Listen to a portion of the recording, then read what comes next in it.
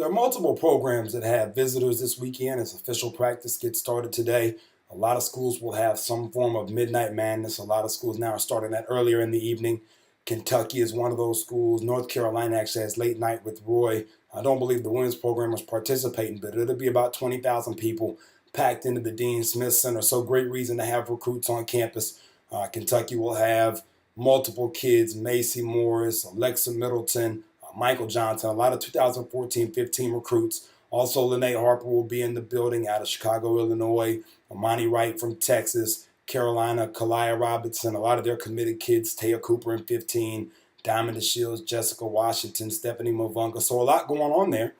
Baylor will also have some kids on campus. Tierra McCowan, top 10 caliber prospect in 2015, big body post player out of the DFW program. And then also Brianna Turner, the number 2 kid right now in 2014, will both be on campus in Waco, joining Brianna Hayden, top 100 kid, who will also be there on her official visit at 2013. Her sister Nene is already on the roster. So a lot of family ties there, so to speak, between Kim Mulkey, the DFW connection, and then those kids being on campus. And I think 2 of the bigger storylines this week coming out of VN will be UConn, who is right now entertaining Erica McCall out of California. They're coming off of, I talked about with Rebecca Greenwell and Duke with 4 straight classes of top 10 kids. UConn has a similar run, 3 straight, 2010 Bria Hartley, 11 Kalina Lewis. Now you're coming back behind in 2012 with Brianna Stewart, Morgan Tuck, Mariah Jefferson.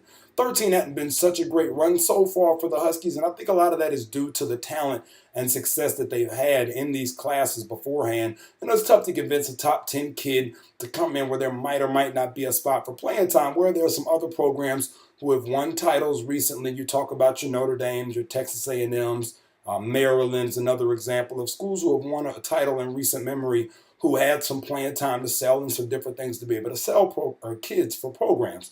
They are hosting McCall, who would be a big boost. She's just outside of our top 10 right now, was a USA basketball kid this year, so definitely has that experience, played with some of the best, right in that 11 to 20 range, really made her mark out in Colorado Springs at USA Trials, making the team, and then slid her way into the top 20 accordingly after that performance.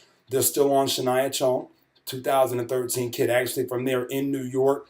So another kid, kind of a local product to speak of in terms of being in that Northeast corridor. She really is looking. Ohio State, UConn's obviously been involved. There's been some talk of Louisville, so some different people have been in on Chong, kind of a speedier guard at about 5'8", 5'9". She also was out at USA, a top 100 caliber kid in the class. So both of those two seem to be kind of where UConn is focusing their energy right now. Maybe if they don't get those kids rolling those scholarships over to 14, they've been involved with Turner that we mentioned going to Baylor, Rasay Caldwell from San Antonio, Texas. So already some things materializing for them there.